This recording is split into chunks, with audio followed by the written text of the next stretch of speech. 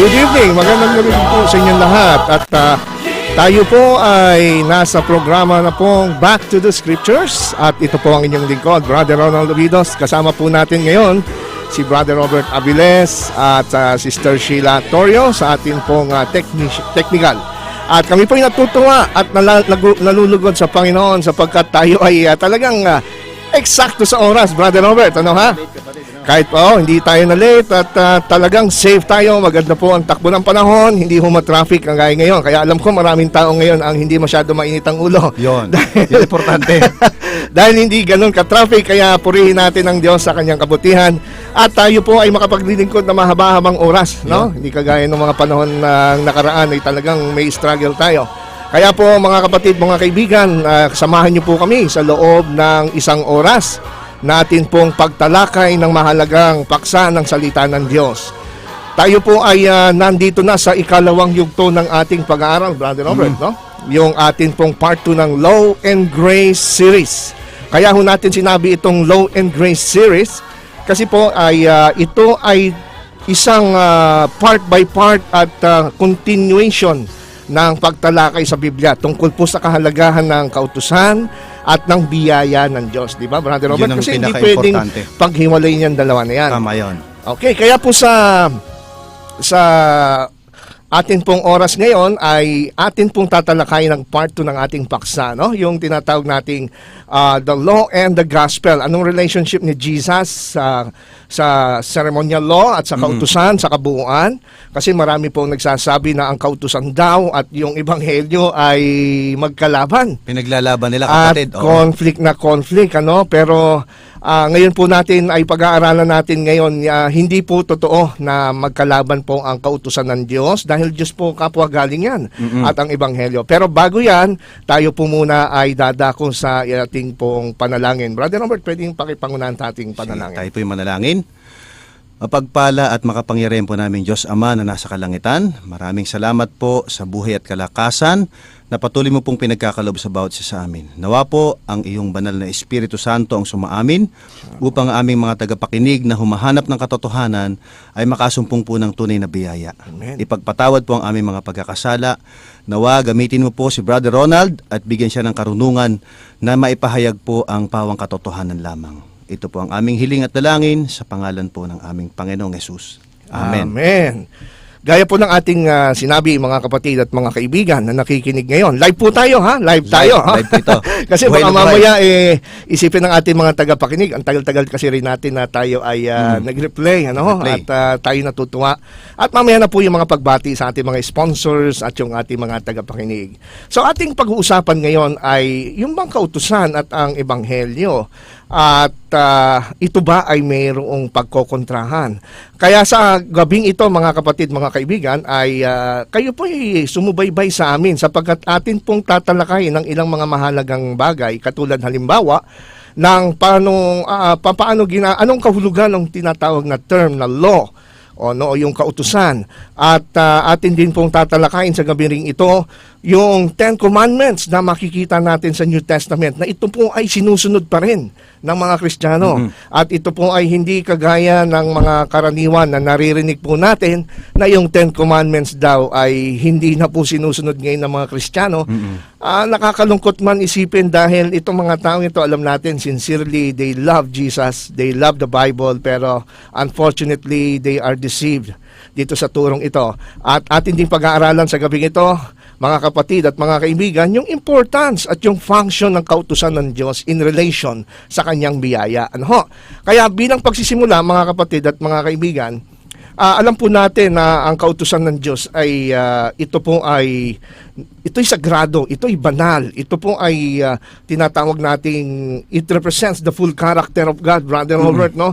Yung kapahayagan ng kautusan ay dito mo makikita yung expression kung sino yung Diyos na nagbigay ng kautusan, di ba, Brother Robert? Tama yun. Malalaman mo kung sino yung napakadakilang gumawa nun. Kasi isipin mo, puro pag-ibig yung mga nandun, Brother Ronald. Ibigin ng Diyos, ibigin ng kapwa. Exactly. Kaya nga po, yung Ten Commandments na atin pong tinatalakay at atin pong mababasa sa Biblia, ito'y concise, no? 10 siya.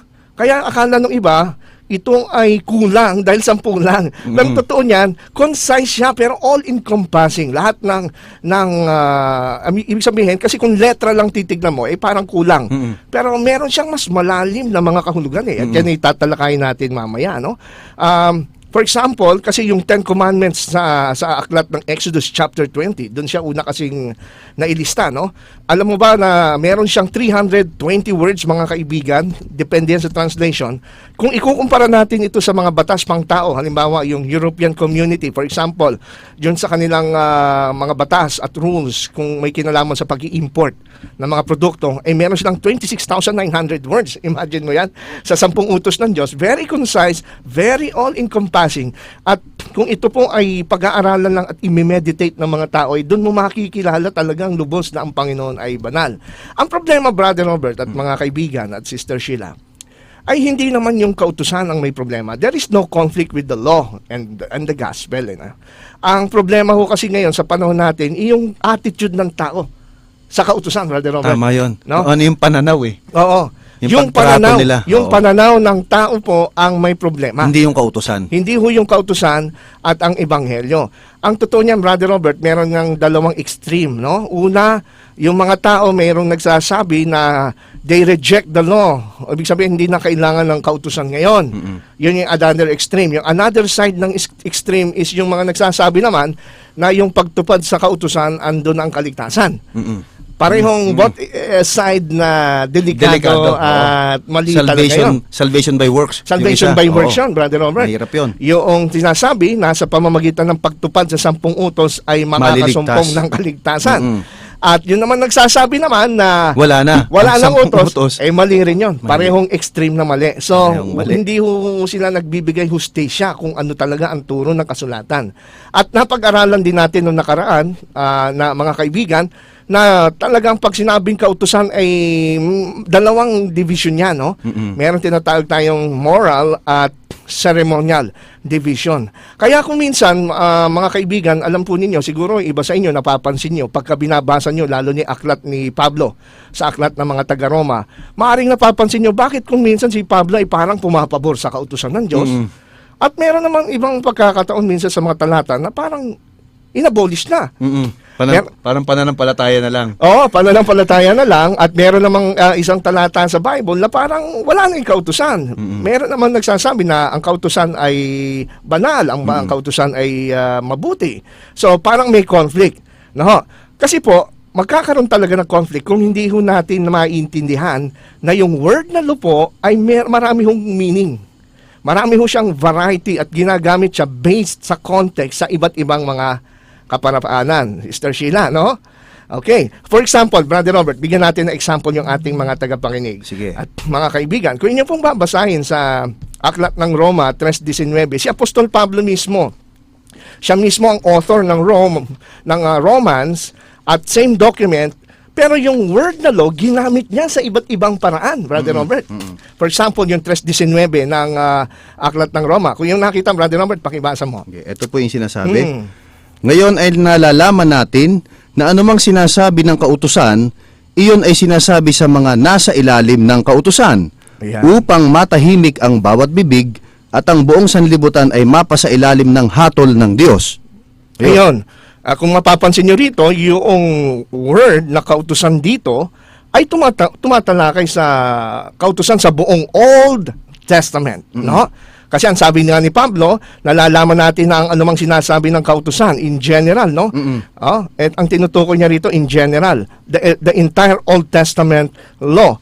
Yon ay sinasabi sa mga nasa ilalim ng kautusan upang matahimik ang bawat bibig at ang buong sanlibutan ay mapa sa ilalim ng hatol ng Diyos. So ito refers to the entire Old Testament. So the word law, based sa gamit dito ni Paul, ay maaaring kumapit sa buong Old Testament. Sa verse 21, Brother Robert, tingnan naman natin yung term na law na sa ibang paraan naman ginamit ni Paul. Ito naman ang sabi po. Subalit ngayon ay ipinahahayag ang pagiging matuwid ng Diyos na hiwalay sa kautusan at pinatotohanan ng kautusan at ng mga propeta. Ang pagiging matuwid ng Diyos sa pamamagitan ng pananampalataya kay Hesukristo sa lahat ng mga sumasampalataya. Yan. Sapagkat walang pagkakaiba. Salamat. Ang tinutukoy naman dito, Brother Robert at mga kaibigan, Yung first 5 books ni Moses, yung Pentateuch, yung Genesis, Exodus, Leviticus, Numbers, at Deuteronomy. Paano natin nalaman? Kasi po, kung mapapansin po ninyo mga kaibigan, ang pagkakasabi rito ni Pablo, subalit ngayon ay ipinahayag ang pagiging matuwid ng Diyos na hiwalay sa kautusan at pinatotohanan ng kautusan at propeta. Ayun. So, dalawang beses lumitaw dito yung word na kautusan pero sa magkaibang context. Yung unang word na sabing ganon, yung pagiging matuwid ng Diyos, hiwalay sa kautusan, yun yung Pentateuch. Oo. Na pinatotohanan ng kautusan at propeta, ito naman yung buong Old Testament. Ayun, tama yan. So nakita niyo yung distinction. Tingnan naman natin dito sa Roma 7:7. Tingnan naman natin yung word na term na law kung ano naman ang kahulugan nito sa Roma 7:7. Okay, ito po ang sabi. Ano nga ang ating sasabihin? Ang kautusan ba'y kasalanan? Huwag nawang mangyari. Gayon may hindi ko sana nakilala ang kasalanan kung hindi sa pamamagitan ng kautusan, sapagkat hindi ko sana nakilala ang pag-iimbot kung hindi sinabi ng kautusan, huwag kang mag-iimbot. Sa palagay mo, Brother Robert, anong kautusan naman niyang tinutukoy ni Pablo dyan? Moral to kasi. Yung Ten Commandments. Oo, yung Ten Commandments na huwag kang mag-iimbot. Oo. 10 utos. In example niya yung Ten Commandments na sabi niya, hindi ko sana makikilala ang kautusan, ang kasalanan. Kung hindi sinabi ng kautusan na huwag kang mag-iimbot. Ayun. Yan naman ang tinutukoy ng kautusan dyan, Ten Commandments, Ayun, sa context malinaw na yan. yun. Opo. Sister Sheila, nakita mo naman yung sa verse 23, dyan din, sa Romans chapter 7, verse 23. Ginamit din ni Paul yung word na kautusan o law, pero tingnan natin kung ano naman ang kahulugan yan sa talatang yan. Subalit nakikita ko ang kakaibang kautusan Yan. sa aking mga bahagi na nakikipagbaka laban sa kautusan na aking pag-iisip. At ako'y binibihag sa ilalim ng kautusan ng kasalanan na nasa bahagi ng aking katawan. Maraming salamat. Ang kautusan naman na tinutukoy dyan, mga kaibigan, ay yung prinsipyo na nasa ating lama o sa ating katawan. Yung principle, kaya nga sabi ni Paul, nakikita ko ang kakaibang kautusan sa aking bahagi na nakikipagbaka laban sa kautusan. Ito naman po yung prinsipyo, yung tinatawag nating na kabutihan, no? Yung prinsipyo ng kabutihan nakikipagbaka dun sa kanyang makasalanang laman. Tama. No, it's not necessarily 10 commandments, but the principle of goodness. Dito naman sa unang Korinto 9:8 at 9, Sister Sheila, pwede makita mo na ba? Unang Korinto chapter 9 verse 8 and 9. Ang mga bagay na ito ay sinasabi ko, hindi ayon sa pananaw ng mga tao. Yun. Hindi ba't ganito rin ang sinasabi ng kautusan? Sapagkat nakasulat sa kautusan ni Moises, huwag mong lalagyan ng busal ang baka kapag gumigiik. Ang mga baka ba ang pinagmamalasakitan ng Diyos? Ayan. Kautusan uli. Kautusan uli, Brother Robert, Sister Sheila. Pero this time, ang tinutukoy dito yung mga ceremonial, Mosaic commandments, na katulad nga nun, in example dito, yung paglalagay ng busal sa baka, habang siya ay gumigiik ng kanyang, kanyang tinatrabaho, na wag daw tatakpan ng bibig ng Kailangan baka. makakain siya. Kailangan makakain siya habang kanyang pinipino yung kanyang ginigiikan. So, ito wala sa Ten Commandments, Tama. pero tinawag siyang kautusan. And lastly, itong Galatia 5:3, At muli kong pinatotohanan sa bawat taong nagpatuli na siya'y may pananagutang tumupad sa buong kautusan. ayan, kautusan din yan. Pero Ang pagtutuli. ang pagtutuli naman ang tinutukoy dyan. Sa mga kaibigan, sana po nailista po ninyo yung mga talata na atin pong nabanggit na dito mismo isang author lang, si Apostol Pablo, at kadalasan sa isang aklat lang ay ginamit po niya yung term na Iba't law, ibang mga kautusan, kautusan. pero iba-iba po ang scope, no? Iba-iba ang paraan, iba-iba po ang kahulugan. Ang lawak. Ang lawak. So, ibig sabihin nito, mga kapatid, mga kaibigan, ay sana ito'y ma-realize din ng ibang mga nangangaral. Kasi marami tayong naririnig, Brother Robert, na mga ngaral ngayon, nagsasabi, ang kautusan hindi na dapat sundin. Ang tanong, aling kautusan may nasa isip niya? Anong kautusan? Oo. Kasi sa Bible, Gine-generalize niya eh. Gine-generalize Yun niya. ang mahirap eh. Oo. Sinasangkot niya lahat ng kautusan eh. Oo. Akala niya, at ako, alam niyo, dati din naman ako, hindi naman ako naniniwala dati niyan, no? Nung ako'y nasa pananampalataya ko bilang saksi, Brother Robert. Akala ko, no, pag sinabing kautusan, 10 utos. isa lang, isang klase lang. Yung pala, mismo sa banal na kasulatan, atin nasumpungan si Pablo, mismo na pinaniniwalaan ng halos lahat ng mga sangkakristyanuhan ay sa kanya, pag sinabing kautusan, hindi lang isa ang kahulugan Depende nito. sa binanggit mo nga, depende sa konteksto. Exactly. Oo, kaya nga, di ba, last time na pag-aralan natin, Brother Robert at mga kaibigan, na kahit mismo si Moses sa Old Testament, naglagyan siya ng pagkakaiba, differences between the moral law of Ten Commandments at yung tinatawag nating ceremonial law. No? Yung ceremonial law na tumuturo po sa buhay at trabaho at gawain ng Mesaya bilang tagapagligtas na alam natin natupad sa ating Panginoong Kristo. Di ba? Kagaya ng paghandog ng mga hayop, no? Na hindi na kailangan yun dahil si Jesus na hinandog ang kanyang buhay. Yung mga saserdote, hindi na kailangan ngayon dahil si Jesus na ang ating high priest bilang tagapamagitan, at yung temple, the sanctuary, si Jesus na mismo ang ating temple. Kaya, kung mapapansin natin mga kaibigan, lahat naman ng kautosang ito, yung binanggit natin iba-ibang paggamit, actually lahat naman technically, galing po naman lahat sa Diyos yan. Kaya lang, magkakaiba ang kanilang scope at yung duration. Yun, Kung hanggang tama yun. kailan sila. Di po? Di ba yung ceremonial law, galing din naman sa Panginoon yan, pinadaan lang niya kay Moses, kaya lang yung scope niya para sa Israel. Tama yon. At yung duration niya, temporarily, as a shadow o yung type na tinatawag hanggang sa pagdating mismo ng reality Yun. at ng katuparan si Jesus. Tama yon. Oo, kaya mga kapatid, mga kaibigan, hindi ho ito doktrina lang at paniniwala ng mga Seventh-day Adventist, Brother Robert. Kasi iniisip nila, tayo lang may ganitong doktrina. Mahilig sa kautusan. Mahilig sa Yun ang kautusan. paratang nila. Parang mga Seventh-day Adventist, puro kautusan kayo. Oo. Pero alam po ninyo, meron po ako ritong babasahin na isa pong Confession of Faith o yung tinatawag na Creed of Christ ng mga Protestant, na ito'y kilalang kilala nila Martin Luther at ni Melanchthon, na isa pong kaibigan at kasamahan ni Martin Luther na nakikipaglaban sa prinsipyo ng sola scriptura. Alam nyo, ang mga Protestants, mga early reformers, mga Protestants, alam nila na may pagkakaiba ang moral and ceremonial. In fact, dito po sa the Westminster Confession of Faith noong 1647, ayon po sa pagkakasipi ni Philip Schaff, no, The Creeds of the Christendom sa Volume 3, page 640 to 644, ito mismo ang sinasabi ng Westminster Confession of Faith. The moral law doth forever bind all, not for justification, but as a rule of life, in order to recognize the enabling power of Christ. The law continues to be a perfect rule of righteousness, neither that Christ in the gospel anyway dissolve, but much strengthen this obligation. Ang ganda. Napakaganda, Brother Robert. Tama no? yun. Ang moral law daw ay binding para sa lahat ng tao. Totoo naman, kasi lahat ng tao, we are created as a moral being. Dahil ang Diyos natin, siya ay naglagay sa atin ng konsensya para Tama yan. alam natin Alam natin ang mabuti at mabuti masama. at masama. Pero itong law, it represents the moral lawgiver, yung kanyang character, yung Ten Commandments, binding to all. Forever pa yan, forever for all.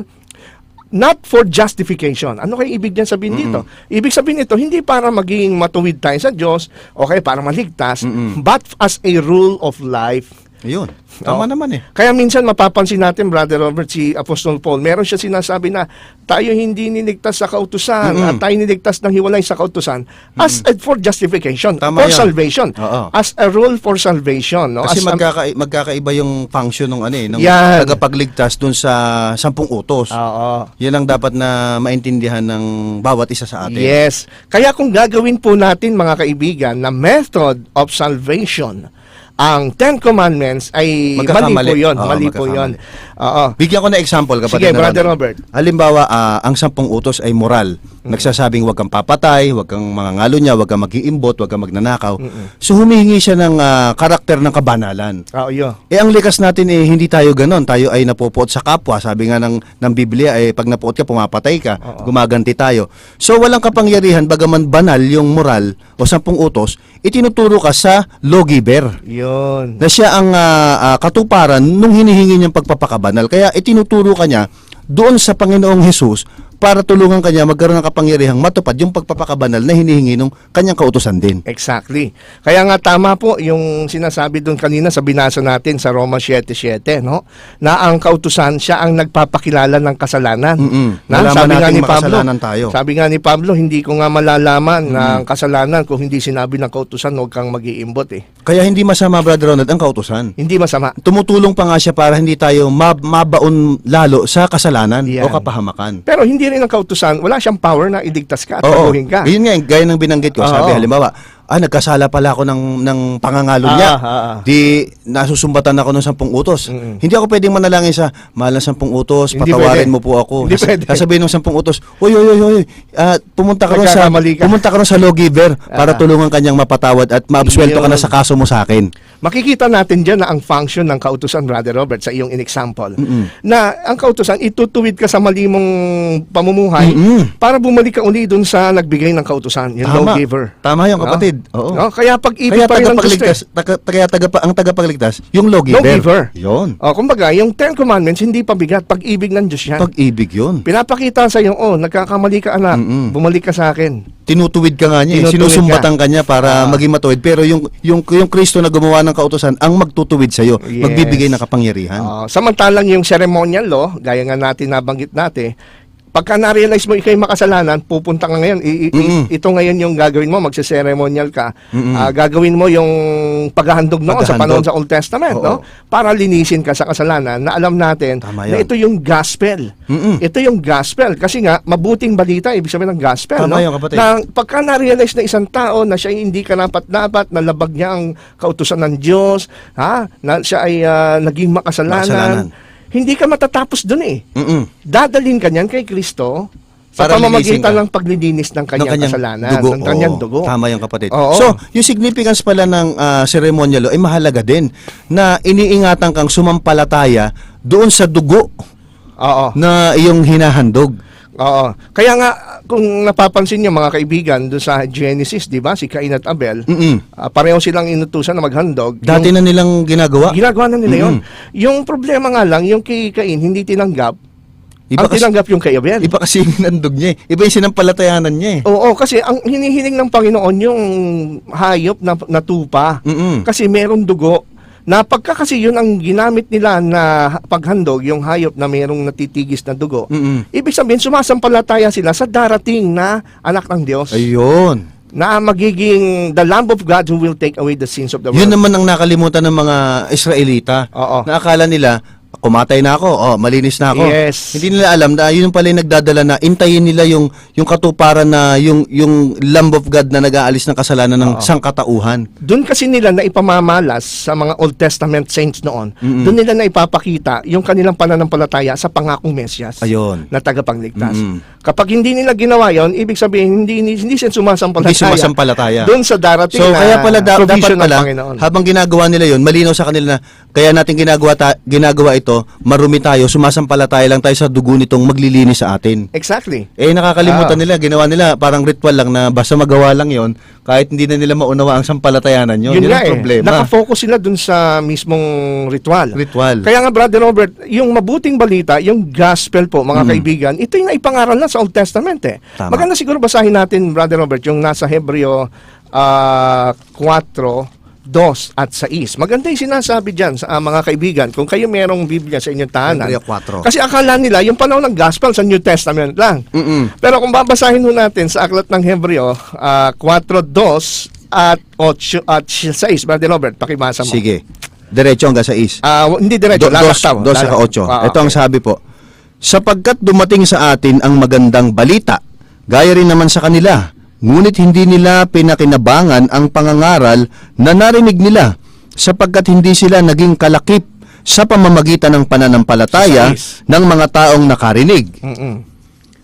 Kaya't yamang nananatiling bukas para sa ilan upang makapasok doon, at ang mga pinarangalan ng magandang balita ng una ay hindi nakapasok dahil sa pagsuway. Meron palang mabuting balita ng una. Meron na. Ibig sabihin yung Una na. gospel, the good news, ebanghelyo, sa Greek to evangelion eh.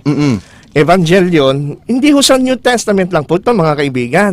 Kaya po wala pong problema, walang conflict between law and gospel. Ang may conflict yung mga Israelita. Sila ang may problema. Hindi nila napangalagaan sa kanilang puso't isipan yung kahalagaan. Oo, ang nangyari sa mga Israelita, Parang out Brother of Robert, focus parang Oo, yung sinasabi- lumulutang yung isip, parang Parang yung wala sa sinasabi sarili. natin kanina na too extreme, dalawang pagkakamali tungkol sa law and gospel. Pagka ginamit mo ang law as a method of salvation. Mali ka. Mali. At yung another error naman, pagka sinabi mong wala nang law.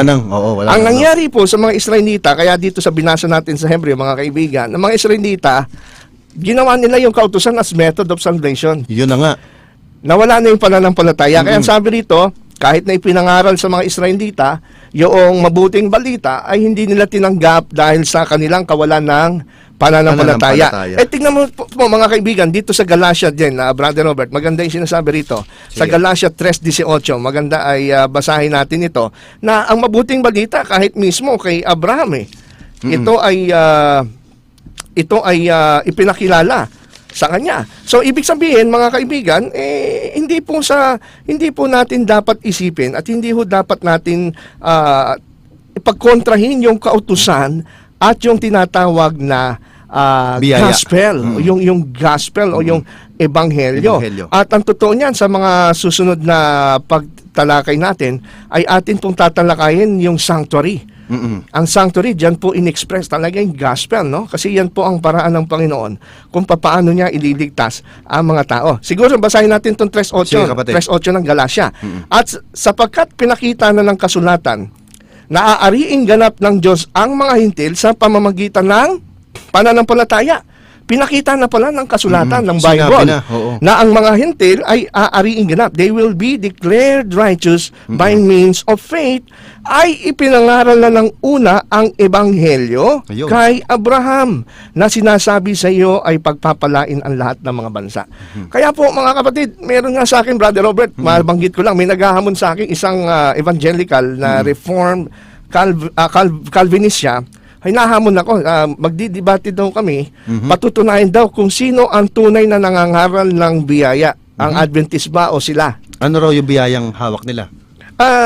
Kasi tayo, parang gusto nilang palabasin ang mga Adventist, tayo nagtuturo na tayo niligtas sa pamamagitan ng kautusan, hindi sa biyaya. By works ang Oo, pinaparatang. pero alam nyo ang sasabihin ko, mga kaibigan, at kayo mga kaibigan, isipin nyo, ang totoo niyan, ang mga Adventist pa ho ang nangangaral ng niligtas tayo sa biyaya kaysa yung mga iba na nagsasabi na mga born again sila at evangelical. Alam mo kung Brother Robert, Tama, kung bakit? Kasi itong mga kaibigan natin na nasa ibang pananampalataya, mga Christian faith, ang paniwala nila, yung biyaya, yung gospel sa New Testament lang after the cross. So, sa panahon natin hanggang sa cross, 2,000 years pa lang umiiral yung biyaya ng Diyos. Ngayon pa lang. Samantalang sa Old Testament daw, 4,000 years from the time of Eden hanggang sa time ni Jesus, 4,000 years yun ay by law daw, by works daw ang salvation, by law. Yun ang turo nila. So, ibig sabihin, sila ang nagtuturo na ang salvation is not by grace, kundi by works. Oo. Kasi 4,000 years sa Old Testament, ang salvation daw is by law. Maliligtas sa kautos Tapos sa from the pagsunod. cross Oo. until now is by grace. Nako, Samantalang sa atin ng mga Adventists, ang ating doktrina po, we are saved by grace. Sabi nga sa Tito, Oo. sa Tito 2:10, ang biyaya ng Diyos ay napakita sa lahat ng mga tao. So ang mga Adventists po, we preach that we are saved by grace mula pa sa Old Testament. Kaya itong binasa natin sa Galatia 3:8, ang ebanghelyo ay pinangaral sa panahon pa ni Abraham, wala pa kasi Israel. binabanggit dito sa Genesis 3, di ba? Sabi sa 15, Oo. mismo ang ating Panginoon, maglalagay ako sa iyo at sa babae ng pagkapuot sa isa't isa, Yun. at sa iyong binhi at sa kanyang binhi, ay ito ang dudurog ng iyong ulo, at ikaw ang dudurog ng kanyang sakong. Exactly. So, pinangako na ng Panginoon na yung plan of redemption ay ito ang gagawin kaya Sa biyaya ng Diyos sa yan. biyaya ng Diyos. Kaya sasampalataya kayo sa akin. Kaya nga siya ang nag-provide. siya nag-provide, siya ang sumunod, Oo, siya ang nag-isip, Ang gagawin lang natin ng mga makasalanan is tatanggapin. i-accept natin. Pati i-accept din natin na tayo makasalanan, na wala Tama. tayong magagawa para sa ating sarili para maging matuwid sa Wala Diyos. naman talaga, kapatid eh. It is only through the sacrifice. Kasi kahit patayin tayo, hindi mababayaran yung Hindi, kasalanan kulang. natin, kulang eh. Kulang. Kasi eternal debt eh. So Oo. ang kailangan eternal being yung Sacrifice. Sakripisyo. Yung buhay na mamamatay alang-alang para mabayaran ng ating kasalanan, mga kaibigan. Tama yun. Kailangan napakamahal din at napakataas. No? Kaya nga 'di ba, merong sinasabi rito sa aklat ng sa Old Testament, 'di ba? Na ang sabing ganoon, sapagkat ang buhay ay talagang mahal Galing ang sa bayad. dugo. Dahil mahal ang bayad para sa ating ano. Kaya sabi dito sa 49, Brother Robert, pakibasa mo nga dyan. Maganda yung pagkakatranslate dyan sa awit 49 verse 7 and 8. Okay. Sa awit chapter 49 verse 7 and 8. Kaya tignan niyo po kung gaano ko kahalaga ang haing pantubos ng Panginoon para sa atin ng mga makasalanan. Ito po ang sabi. Tunay na sa anumang paraan ay walang taong makakatubos sa kanyang kapatid. Niibigay sa Diyos ang kabayaran ng kanyang buhay. Sapagkat ang pantubos sa kanyang kaluluwa ay mahal at dapat siyang huminto magpakailanman. Kita mo yan. Grabe, no? Napakamahalin. Pagka huminto ka magpakialaman, ibig sabihin, hindi ka na bubuhayin para mabayaran mo ang kasalanan mo bilang makasalanan. Hindi ka na bubuhayin. Ayaw ng Panginoon, hindi yung predestined niya sa tao. Gusto niya mabuhay magpasawalang hanggan. At saka sa akin, hindi ko rin tanggap yun. Kasi biruin mo, hindi ko mararamdaman na ako'y pinatawad ng Diyos kasi patay pa rin ako Oo. Kaya mabuti na lang merong isang haing pantubos na gagaya ni Jesus, namatay sa ating kasalanan at nabuhay muli sa mga patay. At yun naman ang ibinigay niya sa atin na walang bayad. Libre. No? So dito ngayon tayo sa ikalawang yugto ng ating pong pagtalakay, yung Ten Commandments sa Bagong Tipan. Kasi merong nagsasabi sa ang Ten Commandments sa Old Testament at ang New Testament wala nang Ten Commandments. Hindi na valid yung Decalogue o yung Ten Commandments. Pero ganun nga ba mga kapatid? Alam po ninyo, ay hindi ho ganun, nakakalungkot ngang sabihin, karamihan, majority, ganun ang sinasabi, hindi po yun ang turo ni Kristo Pakinggan po ninyo ang pagbasa dito sa Mateo 5, 17 at 19. No, ay ganito po ang sinasabi. Si Kristo mismo nagsalita. Matthew chapter 5 verse 17 to 19. Ang babasahin ko po ito sa ang Biblia. Huwag ninyong isiping, pumarito ako upang sirain ang kautusan o ang mga propeta. Pumarito ako hindi upang sirain, kundi upang tuparin ang mga ito. Okay? Anong sabi ng Panginoong Kristo? Kahit sa isip daw, wag isipin Iba, tinuro pa. Hindi lang inisip. Huwag ninyong isipin pumarito para sirain ang kautusan o ang propeta. Ano daw ang ginawa ng Panginoon? Pumarito siya para ito ay tuparin o ganapin. Sundin. So ngayon, pagdating sa Ten Commandments, Brother Robert, hindi ako naniniwalang ito'y inalis ni Jesus. Kasi dito sa mga sumusunod na talata sa Mateo 5, mapapansin ho natin, nung kanya pong sinipi yung mga examples, may sinipi siya nitong dalawang example ng New Test, ng Ten Commandments, no? Yung wag kang papatay, tsaka wag kang mangangalunya. Nung sinipi niya ito, hindi niya sinabi inalis Tingnan nyo, dito sa Matthew chapter 5 verse 21 and 26. Narinig nyo na sinabi na sa tao noong unang panahon, huwag kang papatay. At ang sino mang pumatay ay mananagot sa hukuman. Ngunit sinasabi ko sa inyo na ang bawat napupuot sa kanyang kapatid ay mananagot sa hukuman.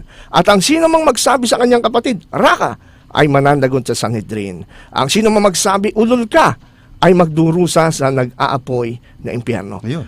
Ito ba pahiwatig na inalis ni Jesus o pinagtibay pa niya yung Ten Commandments? Pinagtibay pa niya, sabi nga, narinig yun nung una. Yeah. So yung una at saka ngayon, still. Oo. Hindi Ibig sabihin, nawawala. yung wag kang papatay, pinalawak pa niya.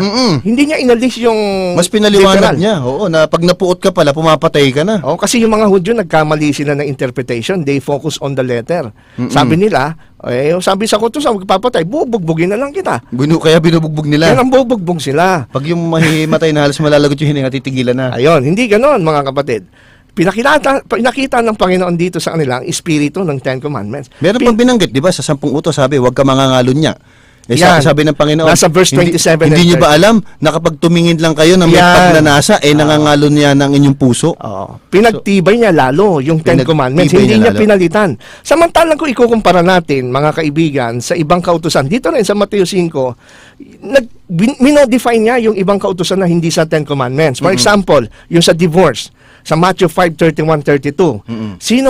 Sinasabi rin naman, sino mang makipaghiwalay sa kanyang asawang babae, dapat niyang bigyan ito ng kasulatan ng paghiwalay. Wala sa Ten Commandments to. Pero ito yung nasa part ng kanilang mga konstitusyon, no? Civil law. Ngunit sinabi ko sa inyo na ang bawat makipaghiwalay sa kanyang asawang babae maliban sa pakikiapid ay nagtutulak sa kanya sa pakikiapid. At ang sino mang mag-asawa sa babaeng hiniwalayan ay nagkakasala ng pangangalo niya. Ayun. Dito minodify niya. Paano minodify? Kasi noong panahon ni Moses, kahit anong reason pwede mong i-divorce yung asawa mo. Magluto, nasunog. Ha? Hindi mo na paglaba, mabaho hininga. Pwede mo i-divorce eh. Ayaw na, kahit na anong dahilan. Pero ito minodify, ito yung minodify ni Jesus, pinalitan niya talaga. Ang pinalit niya, sabi gano'n, hindi valid yung mga dati yung excuses ng divorce. Ang valid kung mangalon niya. So dito may modification, pero sa Ten Commandments kanina, yung wag papatay at wag mangangalo niya, in-expand niya. Hindi niya inalis. Ito minodify yung sungkol sa divorce. Ano pa yung minodify niya? Yung panunumpa. Sa verse 33, no? Narinig din ninyo na sinabi sa mga tao nung unang panahon, huwag mong sisirain ng iyong panata, kundi tuparin mo ang iyong pinanata sa Panginoon. Wala sa Ten Commandments yan. Part yan ng kanilang mga batas-batas noon. Ngunit sinasabi ko sa inyo, huwag niyo ipanampa ang anuman, maging langit, sapagkat yun ang trono ng Diyos. Kahit ang lupa, sapagkat itong tuntungan ng kanyang paa. Kahit Jerusalem, sapagkat yan ang lunsod ng dakilang hari. Huwag mong ipanumpa maging ang iyong ulo, sapagkat hindi mo magagawang puti o itim ang isang buhok. Ngunit sa inyong pananalita, maging oo. Kung hindi, hindi. Ano mang higit pa rito ay buhat sa masama. So dito, minodify na naman niya. Tama. Binago niya. Dati, manumpa ka, humarap ka sa Jerusalem, humarap ka sa langit. Pero pag pinababago niya, mas tumitindi. Oo. Mas lumalalim, tumitindi. oo. Oo. Kasi may pag-ibig pa rin. Dati naman pagka nangalo niya, binabato. Oo. Patay na. Kung ngayon utos pa rin niyang bato, hindi na mapapatawad. Wala nang chance Pero magsisi. sabi, hindi pa rin niya pinagaan. May dahilan. Kung gagawa na Yan. kayo ng dahilan ng paghihiwalay, eto dapat. Kung may pangangalon niya, dun lang pwede. Yun ang wala dati sa Old Testament. Kaya magsasabi natin, minodify yung mga batas na outside the Ten Pero hindi niya Commandments. kinukonsinti na magkasala. Hindi. Talagang Hindi. sinasansala niya. Oo. At ito naman, yung example naman, yung hating one's enemy. Sabi rito sa Matthew 5:43, no? Sabi rito, mayroon kasing paniwala ang mga Hudyo noon. Sabi nila, narinig ninyo na sinabi, ibigin mo ang iyong kaaway, kapuotan mo ang iyong kaaway. Ayun. Hindi utos ng Diyos yung Hindi kapuotan utos yung kaaway. yung mga rabbinical additional teachings Additional nila. teachings Oo. ng mga rabbis. Na- Pero, na- ang sabi ni na- Jesus, sa buhay nila. sa verse 44, ngunit sinasabi ko sa inyo, ibigin ninyo ang inyong kaaway at inalangin niyo umuusig sa inyo. Bago ito sa pandinig ng mga nakakapakinig sa kanya. Kaya dito, ito minodify niya. Pero ang Ten Commandments, hindi niya minodify. In-expand niya. Pinalawak niya. Tama. So mga kapatid, mga kaibigan, siguro naman sa inyong mga Biblia, nakikita po ninyo ang pagkakaiba ng treatment ng Panginoon when it comes sa Ten Commandments at yung mga kautusan outside the Ten Commandments. Tama yun. Pagdating sa Ten Commandments, in-expand niya. Hindi lang sapat yung basta wag kang papatay, kundi pati mapuot ka sa kapwa, kasama Pagpatayan. na sa pagpatay. Wag kang mangangalo niya, hindi na yung actual na ikay nakipag-physical contact sa Oo. babae, kundi yung tumingin ka lang Nang sa may iyong babae, may pagnanasa. pagnanasa. Oo. Expansion ng law yun. Hindi niya inalis ang Ten Hindi Commandments. inalis. Samantalang yung ibang kautusan nyo sa divorce, inalis niya yung anumang dahilan, pwede mong i-divorce. Inalis ni Kristo yung pagmanumpa ka, kailangan nakatingin sa Jerusalem. Ginawa niyang pag-oo. Pati yung paghihiganti sa iyong kapwa. Oo. Kasi sabi sa Matthew 5:38, di ba? Oo. May batas kayo noon, sinasabi, mata sa mata, ngipin sa ngipin. Alam ba, sinuntok ka, natanggal yung ipin mo, tanggalin mo rin ipin ng kaaway. Kung ano Pero man- sabi ni Kristo, sinasabi sa inyo, huwag niyong labanan ang masamang tao. Kung ikaw ay sampalin ng sino man sa kanang pisngi, iharap mo pa sa kanyang kabila. Huwag kang gaganti. Very radical teachings ito. Binago niya yung mga kautusan outside the Ten Commandments. Outside the Pero Ten yung Ten Commandments. Commandments, Hindi niya, pinalawak lang niya. Pinalawak pa niya. Hindi niyo nauunawaan to. Ito, Oo. hindi ba dapat baliwalain? Ito. Yan. Tama yun. Kaya mga kapatid, mga kaibigan, yung mga nagtuturo na si Kristo lumabag sa utos, pag naririnig ko yun, Brother Robert, Sister Sheila, Oo, nakakakilabot yan. kinikilabutan ako ron, ano ho? At ang totoo niya, pagka tinignan ho natin sa turo ni Apostol Pablo, si Apostol Pablo, pag binabagit niya yung mga direct statement about Ten Commandments, puro positive eh. For example, dito sa Romans chapter 3, verse 31, kung mababasa natin dito sa, nakita mo ba, Sister Sheila, Roma 3:31?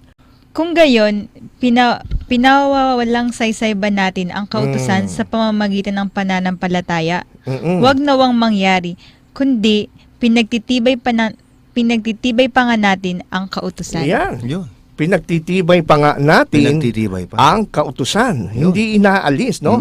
At pananampalataya at kautusan, hindi magparehong magkasama yan. Magkasama. Twin Oo. yan, ano? At yun Ang, nga, yun nga, yung tunay na nananampalataya, kinakakitaan ng pagsunod. Yan. Sabi nga, yung kawalan ng pananampalataya, pagsuway. Tama. Tapos matapos niyang banggitin yung sa example na huwag kang mangiimbot sa Roma 7:7, ang sabi niya sa Ten Commandments, Romans 7:12, kaya't ang kautusan ay banal Ayun. at ang utos ay banal Ayun. at matuwid at mabuti. Ayun. So bakit ito aalisin? Kaya nga ang kautusan ay perfect eh. Oo. Di ba sabi, the law of the Lord is perfect. Kaya tinawag po mga kaibigan na ang kautusan ay banal kasi yung Diyos ay banal. Tama Kaya yan. tinawag na ang utos ay matuwid dahil ang Diyos ay matuwid. So kung ang Panginoon ang lawgiver, banal at matuwid, para mawala yung kanyang kautusan, kailangan patayin mo yung Diyos. Dapat mawala mismo yung Oo, kaya mo bang mawala yung Diyos? Hindi pwedeng wala Hindi yun. pwede. Actually, kaya nga si Jesus Christ mismo namatay pa siya eh. Mm-mm. Kasi, tama yun. kaya namatay pa si Jesus kasi hindi niya pwedeng baguhin yung moral law eh. Doon ipinapakita kung gaano katindi yung kanyang kautusan na Yung hindi Ten pwedeng Commandments. baguhin. Oo. Na ang kabayaran ng kawalan ng pananampalataya o pagsuway, kamatayan. Kasi kung totoo na ang kautusan ay pinawi, no? So wala nang basis para may magparusa ng kasalanan ng kamatayan. Tama yun. Di dapat hindi na namatay si Kristo sa krus. Dapat, ang ginawa na lang ni Jesus, sabi niya sa ama niya, Ama, ba't ko pa kailangan mamatay? Pwede naman palitan yung utos. Yun nga kapatid. Palitan na lang natin yung utos. Mm-mm. At pag napalitan na yung utos, dahil ang kasalanan ay pagsalangsang sa utos at wala na yung utos, wala nang kasalanan, Walang kasalanan. wala na akong babayaran kasalanan, Tama hindi pa ako mamamatay. Oo nga. Pero hindi pwedeng ganun eh, no? Ewan Parang ganun nga eh. Parang ganun nga ang Oo. gusto ng tao, no? Likas ng tao. Oo. Pag siya nagkasala, gusto niya alisin yung kautusan. Yun nga. Halimbawa, nag-violate ako sa traffic light. Para mawala yung aking violation, alisin na lang natin ang traffic light. Oo. Hindi pa pwede yun. Babaguhin ko yung disposition ko. Susunod ako sa tama para ako ay hindi na singilin ng kautusan. Pero wala pa ako nakakita ng gano'n, ano? Hindi ba? Walang ganun kapatid Oo. eh. Aalisin ko na lang yung traffic light para hindi ako matikitan. Oo, hindi ganoon. Oo. Okay. Kailangan pag nakita mong na-violate mo yung kautusan, magsisi ka, lumapit ka sa lawgiver para hindi ka nasisingilin ng atraso mo sa kautusan. Hindi aalisin mo yung kautusan. At hindi mo maaalis yun, wala makakapag-alis nun. Kaya nga po, mga kapatid, dito naman sa Roma 13, pakibasa Brother Robert, ang Roma 13, 8 hanggang 10. Tignan po ninyo, ang Ten Commandments, importante po ito. No, ito'y binibigyan pa rin ng validation even in the New Testament. Romans 13 verse 8 hanggang 10. Ang sabi ito po, huwag kayong magkautang ng anuman sa kaninuman, kundi mag-ibigan sa isa't isa, sapagkat ang umiibig sa kanyang kapwa ay nakatupad na ng kautusan. Yun. Ang mga utos na huwag kang mangangalunya, huwag kang papatay, huwag kang magnanakaw, huwag kang mag-iimbot, at kung mayroon pang ibang utos, ay nauuwi sa salitang ito. Ibigin mo ang iyong kapwa na gaya ng iyong sarili. Ang pag-ibig ay hindi gumagawa ng masama sa kanyang kapwa. Ang pag-ibig ang siyang katuparan ng kautusan. O, kita mo na. Pag inibig mo pala ang kapwa mo, siyempre, hindi mo siya nanakawan, hindi mo siya papatayin, hindi mo siya iimbutan. Natutupad mo yung 10 utos. Ang kautusan pala ng Diyos, pag-ibig pala. Pag-ibig ang Kaya espiritu hindi niya. pwedeng alisin yung kanyang kautusan kasi ang Diyos pag-ibig eh. Kaya nga magtataka ako doon sa mga nagsasabing, wala na 10 utos, pag-ibig na lang. Ay, paano mo inibig yung kapwa mo? Kaya nga, ang katuparan, pag-ibig. Ang katuparan ng Tama. Ten Commandments is pag-ibig. Kaya nga, Tama linaw, yun. sabi ni Pablo, no? Yung utos na huwag kang mangalunya, huwag kang papatay, 10 huwag utos kang yan. magnanakaw, huwag mag-iimbot, at meron pang ibang utos na uwi sa salitang itong ibigin mo Ayun. kapwa mo. So, pagka iniibig mo yung kapwa mo, sabi nga, hindi ka gagawa ng masama. Ano ba yung masama? Pangangalunya, Yun. pagpatay, Pagdanakaw. kaya Tama yun. magtataka ako hanggang ngayon, hindi ko pa rin maisip na may mga nangangaral, hindi na kailangan Ten Commandments, pag-ibig na lang. Kaya nga, Oo minsan meron ako natanong na, Paano mo nga iibigin? meron akong pastor na nakausap, sabi ko, okay, so hindi na kailangan ng Ten Commandments, so pag-ibig na lang sa Diyos. Okay, paano kung halimbawa, total pastor kayo, yung member ninyo sa inyong congregation as born again, ay sabi niya, Pastor, mahal na mahal ko ang Diyos. Naglagay ako ng maraming ribulto. May ribulto ni ganito, ganyan, Diyos-Diyosan. Sabihin mo ba na wag? O ititiwalag niyo ba yun? Didisiplina niyo? Kasi iniibig naman niya yung Diyos. Kaya bilang pag-ibig sa Diyos, Gumawa siya ng ng ganon. mga mga ribulto. Mga rebulto. Paano ngayon yung pagbabawalan yun kung wala na yung Ten Commandments? Yun. Kaya Tama sabi yun. niya, okay, kailangan talaga merong espesifiko na detalye Meron. kung paano mo ipapakita ang Tama yun. pag-ibig sa Diyos. Kasi Hindi ka gagamit mas ng magiging ribulto. mabigat lalo yung iniibig ko yung kapwa ko. Oo. Kahit at papatayin ko siya. Lalong mabigat yun, di ba? Meron nga ako sinabi ko rin sa kanya, paano naman, halimbawa, member ng church ninyo, pastor ka pa naman, sabi, Pastor, iniibig ko ang kapwa ko kasi sabi niyo, pag-ibig na, walang Oo. kautusan. Oo. Umibig ako sa 4 na babae. Ayun. Oo. Lahat Ibibig sila, ako sa kapwa lalaki. Bumibigay ako Bibigyan ko sa kapwa babae. O paano mo ngayon yung Ayun. pagbabawalan? Ayun. Wala kang detalye kung paano iibigin. Kung paano. So yung Ten Commandments, ito yung papaano, how you will love God and how you will love your neighbor, mga kaibigan. Kaya hindi ho magkalaban yan. Sister Sheila, nakita mo ba yung unang Korintos 7:19? Diyan sa iyong Biblia. Dito naman, pinapakita ni Paul talaga yung kahalagahan ng moral law compare sa mga ceremonial law. 7:19 ng unang Korinto. Ang pagtutuli ay walang kabuluhan at ang di pagtutuli ay walang kabuluhan, Yun. kundi ang pagtupad sa mga utos ng Diyos. O, kita nyo yan, ha? Yun. Yung pagtutuli, walang kabuluhan. Ang may kabuluhan, yung pagtupad sa utos ng Diyos. Ang pagtutuli, ceremonial law. Sabi niya, Ceremonial. wala nang kabuluhan yan, ceremonial. Pero ang may kabuluhan, yung pagtupad sa utos ng Pagtupad Diyos. sa utos This is ng the Diyos. Ten Commandments. Kaya ayon kay Paul, merong pagtupad ng Ten Commandments. Tama yan. In fact, si Santiago nga sa Santiago 2, bakibasa mga brother Robert, Santiago 2G hanggang 13. Tignan po ninyo kung paano itrato at ipangaral ng mga tunay na mga New Testament authors ang Ten Commandments. Ito po ang sabi. Sapagkat sino mang tumutupad ng buong kautusan, subalit lumalabag sa isa, ay nagkakasala sa lahat. Ayun. Sapagkat siya na nagsabi wag kang mangalunya, ay nagsabi rin wag kang papatay. Gayon, kung ikaw ay hindi nangangalunya, ngunit pumapatay ka, ikaw ay lumalabag sa kautusan. Kaya't magsalita kayo at kumilos na gaya ng mga taong hahatulan sa pamamagitan ng kautusan ng kalayaan. Yun.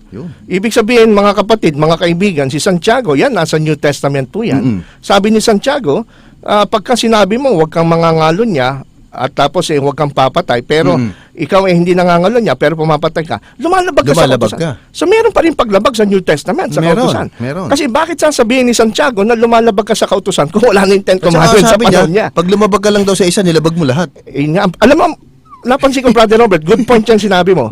Karamihan ng mga nakakausap ko sa aking experience, sa mga nasisharean ko ng faith natin, hindi naman actually Ten Commandments ang ayaw nila Ang ayaw lang nila isang utos Ano ba yung Sister Sheila? Ano ba yun? Sabat. Sabat, di ba? Sabat, Yung no? ikaapat na utos na alalahanin mo ang araw ng Sabat. Ayun. 6 na araw nagagawa ka, ngunit sa ikapitong Ikapitong araw araw ay Sabat. Sabat sa Panginoong Diyos. Ayun. So gusto lang nilang bawasan. Yung siyam sinusunod nila. Oo. Kasi tanungin mo yung mga pastor nyo. Oo. Kayo ba mga pastor, meron pa ba kayo Pumapatay ba sinasamba kayo? na ibang Oo. Diyos? Oo. Wala. Wala. Kayo ba gumagawa ng rebulto? Hindi. Hindi. Kayo ba ay nilalapastangan yung pangalan ng Diyos? Hindi. Magulang yun, nilalapastangan nyo, hindi. Yung mga magulang, hindi. Nangangalunya ka, hindi. Pumapatay, nagnanakaw, hindi. Pero yung Sabat, Yung ikaapat lang ang ayaw. ayaw nila. So ang problema nito, para lang maiwasan yung Sabat, Dadamay lahat na. dinamay. Yun ang ang mahirap kautusan wala na. Yun yung tinatawag na dangerous, yung selective. Oo. Pagka sila Dangerous ganun yun. lang. Kaya ang tama sabi ni Santiago rito, sapagkat sino mang tumutupad ng buong kautusan, subalit lumalabag sa isa, nagkakasala sa lahat. Nagkakasala Kaya sa po lahat. kung inaakala po ng mga pastor ninyo at mga ministro na natutupad nila yung siyam, Nako. pero yung pang-apat na utos tungkol sa Sabat ay nilalabag nila. Yung siyam na yon, nilalabag Wala na rin nila. na. Wala na rin lahat yun. Ang sabi nga po ng verse 12, no? Sila'y hahatulan ng kautusan ng kalayaan. So Ayun. bakit gagamitin na panghatol ng Diyos ang Ten Commandments kung ito'y wala na? Sabi nga ano ba yung kasalanan? Paglabag sa kautusan. Ayun. O Yun ang yung definition yung kawalan ng kautusan, kasalanan. Oo. Kaya mga kapatid, mga kaibigan, isa-summarize natin tong ating pinag-usapan, ano? Yung Ten Commandments po, hindi ho yan ang nawala. Ano? Ang scope and duration yan, eternal po yan. Kasi it represents the eternity of the moral God. No? Yung kanyang holiness, yung kanyang kabutihan. Yan ang picture niya, yun ang expression niya. No? So perfect yan, hindi siya dapat mawawala. Ang mawawala po yung ceremonial law. Yung law and gospel, yung gospel, mabuting balita na ipangaral na sa kanila. No? Ang problema lang po ay yung mga tao na sumusunod. Sila po yung nagkulang, hindi po yung law and gospel. Wala pong conflict dyan. Wala. Sabi nga ni Brother Robert, yung kautusan, yan po ay yung Ten Commandments, yan ang magsasabi sa iyo na ikay nagkasala. Yung gospel, yan ang magsasabi sa iyo na magpapatawad ang Diyos. Ayun. Yun law and gospel. Ngayon, kung wala na yung law, ano pa yung patatawarin sa iyo? Wala ka namang kasalanan. So, hindi ho pwedeng paghiwalay niyan. Kaya merong function ang kautusan, mga kapatid. Number 1, the nature of God's law is love. Pag-ibig yan, Brother Robert. Tama yun. Kasi kumbaga sa kumbaga sa yung bakod, no? Di ba pagka aakit ka ng Baguio or aakit ka sa mataas na lugar, may guardrail yan. Gwardiya, may Shield. protection, may Oo, shield. oo. Bakit may shield? Para hindi ka mahulog. Hindi ka mapahama. So yung Ten Commandments, expression of love ng Panginoon yan sa atin kasi gusto niya tayong protektahan. Tama yun. Kasi pag di mo sinunod ang kautusan niya, mawawala ka sa kanyang protective covering, no? Tama yun. Number 2, the law shows us our sinfulness and condemn us. Ipinapakita ho ng kautusan ang ating pagiging makasalanan at kinukundina tayo nito. Para sa anong paraan? Para po, ito yung positive effect ng law, no? Makukundina ka, makukonsensya ka, nilabag mo ang Diyos, marirealize mo ngayon yung pangangailangan mo ng tagapagligtas. Yun. At doon ngayon papasok yung kailangan mo pala na maligtas. Maligtas. Kailangan mo palang mapatawad. Mapatawad. Kasi kung di mo nakikita yung pagiging makasalanan mo, hindi mo marirealize yung pagiging kailangan mo ng tagapagligtas. Tagapagligtas, tama. And number 3, the law leads us to Jesus who saved us. Yun. No? Amen. Itong Tama kautusan, pag ito'y na muni-muni mo, nag-reflect sa buhay mo na nilabag mo ito, ay lalo mong makikita ang pangangailangan mo kay Jesus na iligtas ka. Sabi nga ni Peter Elderveld, na isang scholar, Mount Calvary is only for those who have been to Mount Sinai. Di ba sa Mount Sinai binigay yung Ten Commandments? Yung Mount Calvary, doon naman pinako si Kristo. Tama. Yung Mount Calvary ay binigay daw doon sa mga nanggaling sa Mount Sinai. Kita mo. Kita mo, parehong bundok yan, ha? Parehong sinasalo talaga Oo. ng pag-ibig ng Panginoon. And lastly, Jesus leads us to obey the law. Si Jesus, pagka dinala ka na, na-realize mo ikaw'y makasalanan because of this law, pupunta ka ngayon kay Jesus to cleanse you from your sin, babaguhin niya ang buhay mo, tuturuan ka ngayon ni Jesus na maging masunurin Yun. sa kautusan. Tama yun. No? Kaya pala, Brother Ronald, sinabi, si Kristo ang katuparan ng kautusan. Yan. Siya ang power natin para maibalik tayo sa pagsunod. At yung pagsunod na ito yung sikreto pala ng maligayang buhay. Oo. Kaya pala niya gustong manatili tayo rito. Kasi pag-ibig to, isipin niyo pag kayo mamamatay tao, liliit ang mundo mo, ninervyusin ka, maraming madadamay, Oo hindi ka nga. magiging masaya pag ikay Totoo. mga lunya, Totoo. malulungkot, masisira ang buhay mo. Totoo Kaya yan. pag-ibig nga itong kautusan ng Diyos, dahil ang gumawa nito, yung lawgiver, pag-ibig siya. Kaya nga ang sabi, Brother Robert, tama, tumpak yung sinabi mo, nasa Biblia yan, sa awit 119:70, 119:70, ang puso nila ay matabang gaya ng sebo. Ayun. Ngunit ako'y natutuwa sa kautusan mo.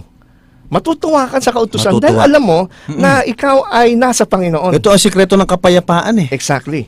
Kaya nga sabi ni Matthew Simpson, the law without gospel is dark and hopeless. Tama. The gospel without the law is inefficient and powerless. Tama naman. Tama yun. Kautusang walang ebanghelyo. Pag ikaw ba yung madilim. naging magnanakaw, magiging masaya buhay mo? Tama yun. Malungkot.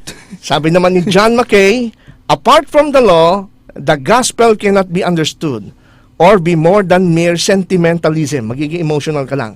Apart from the gospel, the law cannot escape becoming pure moralism. Kaya po ang law and gospel ay magkasama po yan. Kailangan Magkasama. po natin pareho yan. Dahil ang kautusan ng Diyos, ang Ten Commandments, kasi kaya nga po tayo nangangaral sa radyo, sa simbahan, sa TV, sa pulpito, pinapangaral mo magsisi. Eh kung wala na palang kautusan, ba't pa sila Ba't magsisisi? Oo, saan nagkasala? Saan na nagkasala? The Ten Commandment is the basis nga, layo na ating sinabi, doon tayo hatulan. Kaya hanggang ngayon po, importante ang Ten Commandments. Huwag ho kayo matakot kung susundin yung Ten Commandments. Nakita nyo sa inyong sarili kayo nagkasala, nagkulang. Hindi ho yun ang, huwag ho kayong matakot. Kasi po, yun nga ang kailangan eh. Makita nyo tayo makasalanan. At hindi tayo binibigo na tayo tulungang patawarin. At yung takot na yan sa Ten Commandments, pagka nakita mong iyong sarili makasalanan ka, yan ang magtutulak sa'yo para magsisi at lumapit sa ating Panginoon. At mawawala para na yung takot iligtas mo ka. kasi hindi ka, Mawawala ang takot hindi ka na niya sisingilin eh. Oo. Kaya kailangan po yan, ano? Law and the gospel. Ang problema po hindi yung utos ng Diyos. Hindi. Ang problema hindi ho ang gospel, kundi yung attitude natin ng Yung mga paglabag tao. natin. Mga rebelde kasi tayo Yun. by nature, no? Talagang ayaw natin sa kautusan Sumuko, ng Diyos, oo. no? So panahon na mga kapatid, mga kaibigan, kung nakita nyo nakalabag kayo sa kautusan, panahon na ngayon para kayo ay manumbalik sa Panginoon. Tama Huwag nyo yan. na antayin, nasa huli kayo magsisisi. Pag dumating yung panahon na wala na kayong pagkakataong makapagsisi. Tama po Hindi yan. natin hawak ang ating buhay. No? Hanggat tayo mabuhay, humihinga, malakas, inaantay tayo ng Panginoon. Tama yun, kapatid. Na bumalik sa Kanya. Tama yan. Oo. Kaya yan po ang ating paksa ngayong gabi. At maraming salamat po sa inyong pakikinig sa ating pong programang Back to the Scriptures. Siguro po ay bago tayo magtatapos, Brother Robert, baka meron ka mga pagbati dyan sa iyong... sige nga, mayroon pa tayong nalalabing mga 3 minutes pa. Hindi ka pa pwede mauna, Brother Ronald. Hanapin ko Sige kayo. po, siguro gusto kong batiin yung ating mga sponsors na nakikinig, lalo dyan sa Qatar, no? Sila Brother Dior at si Brother Ronaldo na sila ang nagpapadala sa atin. At salamat po, natanggap na po namin ang inyong pong padala. At kung meron pa dyan sa inyo na naantig ang inyong puso sa pakikinig po sa programang ito ng Back to the Scriptures, hindi ho magpapatuloy ang programang ito kung hindi ho dahil sa inyong mga tulong, mga Suporta. donations at suporta. Ano po, kung nais nyo po na sa amin ay mag-donate, magsuporta, ay pwede nyo pong puntahan ang aming website, www.backtothe-scriptures-ministry.wordpress.com. Ulitin ko po, www.backtothe-scriptures-ministry.wordpress.com. Meron din ho kaming Facebook account. Punta lang ho kayo at i-search po ninyo Back to the Scriptures Ministry. Yung amin pong official na page no, sa Facebook, ay makikita nyo rin po yung details doon ng aming bank account at pwede ho kayo makipag-ugnayan sa amin. Live po rin kami, Sister Sheila, di ba? Meron tayong live ngayon sa aming chat. Kung gusto nyo pong makipag-chat at willing kayo magtulong, ay pwede nyo po na sabihin at kausapin kami. Kami po naman ay palaging online para sa inyo. Okay, babati pa ako, Brother Ronald. Si Tito Abby Aviles, Mr. and Mrs. Larry and Evelyn Gubat, Sister Blossom Bienviaje, ang Imus Cavite Anabutu, si Elder Chris Villegas Jun, si Padre Joel, ang Hulugan at si Ate Genevieve Castañeda. Yun lamang po. Ayan, binabati ko ng belated happy birthday si Berlin May, no? Anak ni Brother Benny at Sister Marie dyan sa California, San Diego, California. Binabati namin kayo at Happy birthday. Happy birthday belated. Happy birthday po. At malapit na rin ata birthday ni Sister Marie, no? Kaya pagpalain kayo, magiging supporter natin to, Brother Robert. Praise itong, God. pamilyang Abiog, Pray ng no? Panginoon. Sila Brother Benny Abiog. God bless you all at maraming salamat muli. Tayo po yung mananalangin sa pagtatapos at Brother Ronald. tayo po yung let's pray. Maraming salamat, Panginoon, sa patuloy po ninyong pagtulong sa aming programa, sa pagbibigay sa amin ng lakas at pagsuporta sa aming pong mga tagapakinig. Panginoon, salamat ng marami sa inyong tulong at sa inyong pong gabay sa amin upang maipahayag ang katotohanan. Nawa, Panginoon, itong aming tinalakay, the law in the gospel, maging maliwanag po sa aming mga kapwa at maunawaan nila na mayroong Diyos ng pag-ibig na patuloy sa aming gumagabay at ang inyong kautusan na hindi humabigat. Ang inyong pong kautusan ay katotohanan lamang at patotoo na kayo'y tunay na nagmamahal sa amin at nais niyo po kaming maligtas. Patawad po sa aming mga pagkakasala at pagkukulang, Panginoon. Ibalik niyo mo kami at iligtas niyo kami sa aming pagkakasala sa pangalan ni Jesus. Amen. Amen. God bless you all at sa pangalan po ng Back to the Scriptures, at ito po ang inyong lingkod, Brother Ronald Ubidos Brother Robert Aviles. at Sister Sheila. good night and God bless you all.